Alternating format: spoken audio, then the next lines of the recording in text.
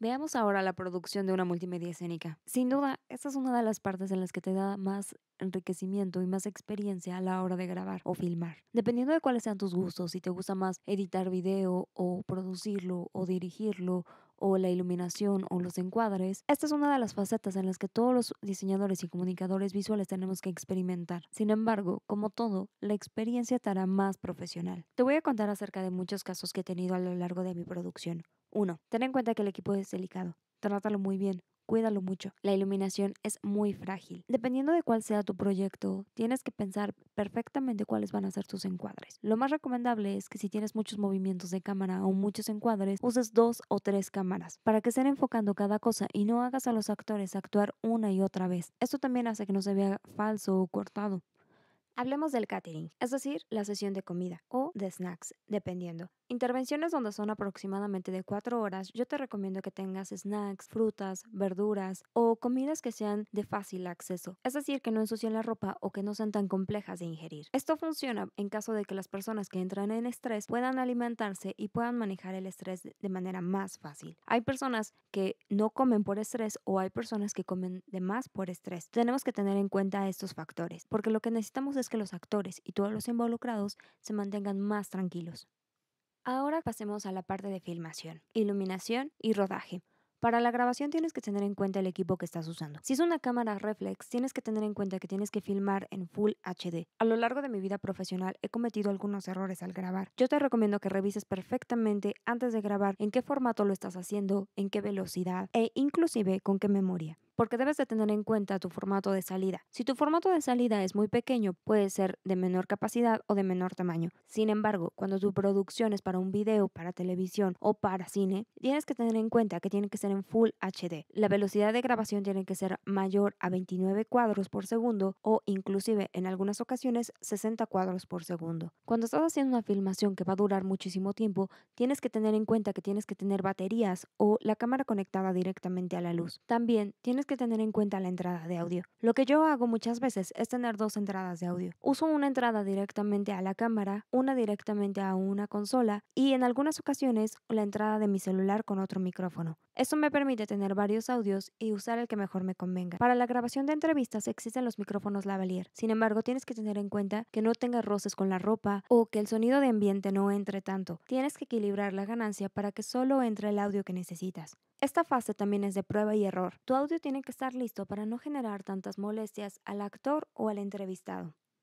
Veamos ahora la iluminación. La iluminación funciona más o menos igual que en la fotografía. Simplemente necesitamos más luz. Cuando hacemos fotografía, podemos usar las exposiciones largas para captar más luz. Yo te recomiendo que siempre uses un 100 para la velocidad de video. Esto hace que la velocidad de grabación sea más fluida. Entonces necesitas más luz. Cuando vayas practicando te darás cuenta de qué luz entra y qué luz sale. En lo personal me gustan mucho las filmaciones que tienen flare o rim. El flare es la iluminación que pega directamente en el lente de la cámara haciendo destellos o un degradado de luz. Y el rim es una iluminación que contornea al personaje ya que le está apuntando de atrás hacia adelante. Esto hace que la toma tenga más volumen. Sin embargo, tú tienes que pensar en cuál es la iluminación más adecuada para tu filmación. Veamos ahora la iluminación al momento del rodaje. Comencemos con la iluminación natural. Aunque es la más usada porque la iluminación es bastante potente y su captación es óptima, en un horario de 8 de la mañana a 6 de la tarde, aproximadamente dependiendo de la zona, es necesario que también consideres usar un rebotador. Esto te ayudará a tener las texturas o las iluminaciones más neutras, es decir, no tener una iluminación muy dura y hacer que las facciones de los personajes sean muy toscas. Claro, todo esto depende de la narrativa que quieras dar. Por ejemplo, en Breaking Bad usan una iluminación muy fuerte cuando se encuentran en el desierto. Esto hace que tú sientas que el sol es muy potente. Sin embargo, hay otras iluminaciones que también son hechas en el desierto que son cálidas y que son un poquito más difuminadas. También depende de la narrativa y del impacto que quieras dar en los personajes. Vemos esta diferencia también cuando las escenas son muy fuertes. La iluminación por lo regular tiende también a ser fuerte. La ventaja de usar una iluminación natural es que puedes componer también con ayuda del sol. En los atardeceres y en los amaneceres podemos ver cómo la iluminación genera una silueta en los personajes. Para este punto te recomiendo ver muchas imágenes o muchos videos con iluminación natural y cómo están hechos. Te recomiendo que salgas con tu cámara, ya sea de celular o con tu cámara reflex o con cualquier tipo de cámara que tengas y experimentes con la luz del sol. Y puedes hacer esta práctica a lo largo del día o en diferentes horarios para saber cómo el sol actúa en tu cámara dependiendo de tu lente, dependiendo del diafragma. Existen muchas variantes de factores que hacen que el sol se vea diferente dependiendo de cada caso. Para la iluminación natural, no solo la parte de la composición o de la narrativa es importante, también el clima, es decir, cómo afecta el sol, el calor y la humedad en el actor. Si quieres que sude, si no quieres que sude, muchísimas veces esto le da naturalidad, pero en otras ocasiones no lo necesitamos. Tienes que tener en cuenta la carga de maquillaje en el actor o el tiempo que puede tener en escena, ya que es muy importante que los actores no tengan insolación o desgaste de maquillaje o simplemente incomodidad porque el sol o la humedad están interfiriendo con su actuación. En muchas ocasiones no solo sufren los actores por estos factores, también los camarógrafos, los iluminadores. Tienes que tener un espacio libre de sol con sombra para que tengan sus propios descansos. Veamos ahora la luz artificial en el momento del rodaje. Como sabemos, existen dos tipos de iluminación, la luz LED y la luz incandescente. Para la luz LED es más cómodo porque, como ya veíamos en ejemplos anteriores, tiene mejor control en intensidad y en temperatura de color. También genera menos calor y esto hace que los actores se sientan más cómodos en escena. Por el otro lado, la luz incandescente genera más calor. Esto hace que los actores a veces se sientan un poco incómodos. Hay actores que ya están acostumbrados a esto y no les molesta en lo más mínimo. La composición de la luz que utilices tiene que estar muy bien fundamentada. Como es el caso de la iluminación natural, te recomiendo que hagas muchísimas pruebas para saber cuál es la iluminación que más te conviene a la hora de filmar. En el caso de los videos musicales, puedes usar ventiladores para que los músicos se sientan más cómodos a la hora de interpretar su canción, ya que el audio que vas a captar en ese momento no será el audio final del video musical. Veamos ahora el ensayo escenográfico. En el ensayo escenográfico debemos tomar en cuenta tres factores. El primero es el ensayo humano, donde todos los involucrados en la puesta en escena deben repasar sus líneas, movimientos y coreografías. El grado de dificultad más alto lo tienen las películas con plano secuencia, donde tanto los actores como los camarógrafos tienen pasos y movimientos a seguir, sumamente ensayados y coordinados. Por otro lado, tenemos el ensayo del espacio escénico, es decir, la escenografía, la cual se compone con objetos llamados utilería. Te recomiendo realizar varias pruebas de tomas y realizar fotografías de cómo quedaría acomodado cada elemento. Así, en caso de repetir alguna toma, puedes colocar los elementos donde estaban anteriormente y no tener problemas de continuidad. El ensayo de maquillaje también es importante, ya que muchas veces la fusión del maquillaje con la iluminación no son lo que estamos buscando o lo más cómodo para el actor. Te recomiendo tener un espacio de pruebas donde encuentres el maquillaje más apropiado que cumpla con las expectativas del director y el actor esté cómodo. Y por último, el ensayo personal. Es importante que examines tu comportamiento como profesionista y aprendas de cada experiencia, ya que cada factor humano siempre cambia. Algunas personas serán más fáciles de tratar que otras. En cada proceso audiovisual debes estar muy alerta y solucionar los problemas de la manera más fácil y eficiente posible. Escucha todas las opiniones y toma la mejor solución. Recuerda que el resultado final es lo importante, ya que las personas que aman lo que hacen dan mejores resultados. Veamos ahora la toma en video y la fotografía fija. La comunicación siempre ha requerido de un código. El lenguaje audiovisual transmite ese código por medio de imágenes en movimiento y sonido. Dependerá de cada tipo de mensaje y las combinaciones para crear un relato, el cual genera como resultado el género. Por ejemplo, drama, documental, ficción, terror, etc. Todo lenguaje cuenta con una gramática. A diferencia de los idiomas y las lenguas, la gramática del lenguaje audiovisual está conformada por otro tipo de elementos: planos, movimientos de cámara, puntos de vista, encuadre, etc. Comencemos viendo los movimientos de cámara. Se divide en dos tipos de movimiento. El interno es cuando se mueven los personajes u objetos que están dentro de un cuadro. Existen varias alternativas para mover la cámara en relación con el objeto que se va a grabar. Cada movimiento transmite al receptor un efecto diferente, ya que genera diferentes interpretaciones y sensaciones. Se pueden distinguir en tres formas de movimiento: ópticos, mecánicos o combinados. Cada uno de ellos tiene un nombre en particular. El movimiento panorámico, es decir, paneo, pan o panning, es cuando la cámara gira sobre su propio eje hacia ambos lados, horizontal y vertical. Por lo general, se utiliza como forma de presentar el espacio donde va a transcurrir la acción. Movimiento traveling, movimiento de la cámara sobre un vehículo, rieles, fisher, grúa, o en la actualidad vemos que ahora el vehículo es el cuerpo humano, que también se considera Steadicam, cámara en hombro o shoulder, ya sea para acercarse o alejarse de un objeto. También puede estar acompañado de una acción. El traveling en algunas ocasiones implica incluir una carga dramática en la toma, es decir, Concentrar la mirada sobre un objeto o un personaje, o el aspecto, partiendo desde un marco amplio a uno estrecho, o al contrario, desde un marco estrecho a uno amplio. Zoom es el movimiento óptico gradual del lente, donde la cámara permanece fija para alejar con un zoom out o acercar con un zoom in a un personaje o un objeto en relación al punto de vista del espectador. El efecto que causa es parecido al de traveling, en avance o retroceso. El movimiento de dolly se da para el acercamiento y se le llama dolly in, o para el alejamiento dolly out. Es mecánico o físico de la cámara en línea recta, también conocido como dolly zoom, tilt up o tilt down. La cámara sube o baja sobre el mismo eje. Veamos ahora el plano secuencia. Es la técnica de planeación de un rodaje que consiste en la realización de una toma sin cortes durante un tiempo bastante dilatado, pudiendo usar travelings y diferentes tamaños de planos y ángulos en el seguimiento de los personajes o en la exposición de un escenario. Veamos ahora la composición visual por medio de tomas, planos, ángulos de la cámara y encuadres. Veamos la toma. Es la filmación o grabación de una acción colocando la cámara en un punto determinado. Es la unidad mínima de construcción visual y de significado. Algunos autores señalan que como el registro fílmico o audiovisual de una imagen se repite tantas veces como sea necesario, cada repetición implica una nueva toma del mismo plano. En este sentido, la toma es la repetición de un plano. Saber cómo se determina cada uno de los planos permite facilitar la comunicación entre colegas.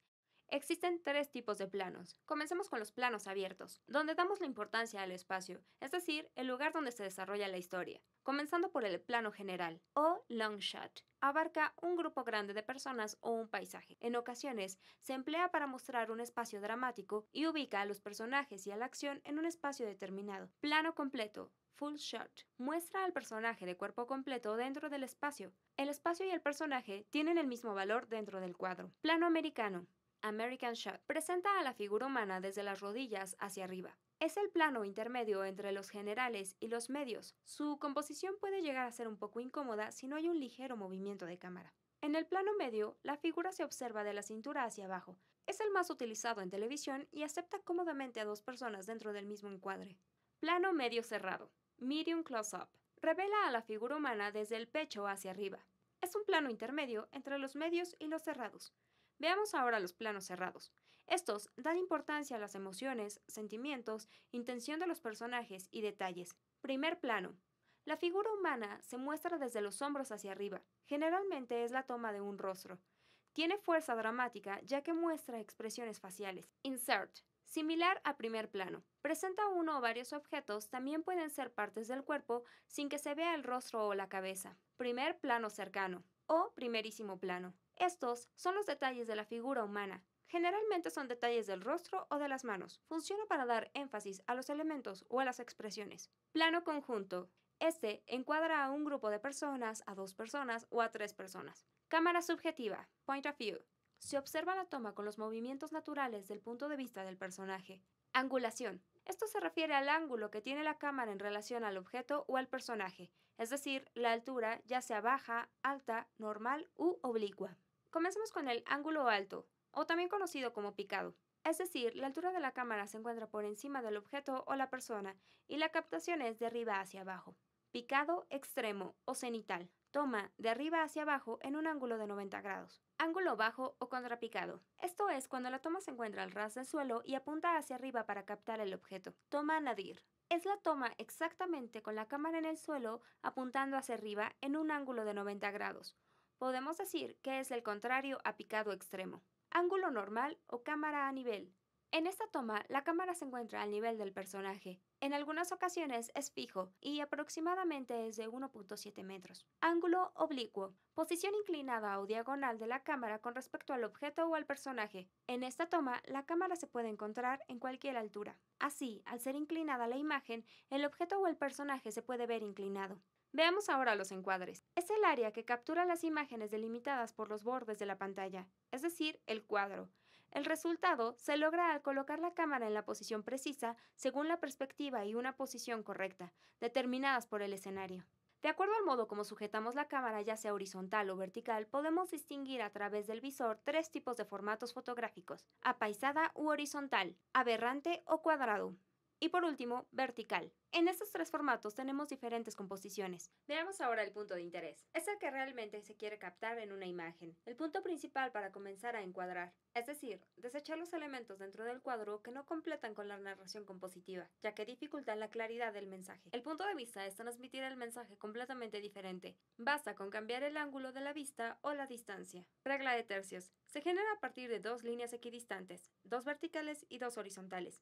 Donde se cruzan las líneas, se forman 4 puntos. Es ahí donde se debe colocar el motivo que se quiere resaltar dentro de la composición. Ley de horizonte. Se compone a través de 3 líneas de igual ancho en formato horizontal o vertical, que determinan la composición y la colocación del espacio. Siempre puedes pedir el consejo de otras personas e ir mejorando con el paso del tiempo. Veamos ahora los consejos de los profesionales acerca de producción. Lo más básico es tener una lista y siempre doble chequear todo, ¿no? Desde que vas a salir con cámara, tripiés, pilas, memorias, gaffer, cintas, sombras, banderas, todo lo que tengas que utilizar, siempre tenerlo por escrito, ya que hay mucha gente que lo hace como de memoria, ¿no? Ay, voy a echar un gaffer, voy a echar no sé, un tripié, y a la hora de estar guardando las cosas siempre se le olvida. Entonces es muy importante la organización y pues doble chequear, ¿no? Todo lo que vayas a utilizar. Que todo proyecto, desde la parte práctica hasta la parte creativa, debe estar por escrito. No se puede improvisar después, porque si no el resultado final no va a ser el ideal. Darle la misma importancia a todos los proyectos por más pequeños que sean. Nunca te confíes y haz siempre el mejor esfuerzo. También es muy importante, siempre, siempre, siempre, es un consejo muy chistoso, pero ir descansado. Siempre que vas a hacer una producción, siempre ir descansado, desayunado. Trata de un día antes, pues dormir, si se puede, un poco más de tus 8 horas, pues perfecto, ¿no? Si no, pues va a estar en grandes problemas porque hay producciones pequeñas que son de 2 a 3 horas, hasta producciones marca Acme que son de 24 horas seguidas grabando. Entonces llega un punto donde tu cuerpo ya pues, te pide descanso, ¿no? Pero no se lo puedes dar porque estás en una producción. Y si a eso le sumas que tuviste una noche de desvelos o tuviste una noche de fiesta o simplemente pues, no te dormiste temprano, pues se va a notar ya como por la hora 13 que tu cuerpo va a empezar a hacer cosas raras y la concentración la vas a perder. Entonces siempre es importante llegar descansado a un llamado. Tener la humildad de preguntar algo que no sabes hacer y de preguntar sobre dudas que puedas tener sobre alguna orden que se te haya dado.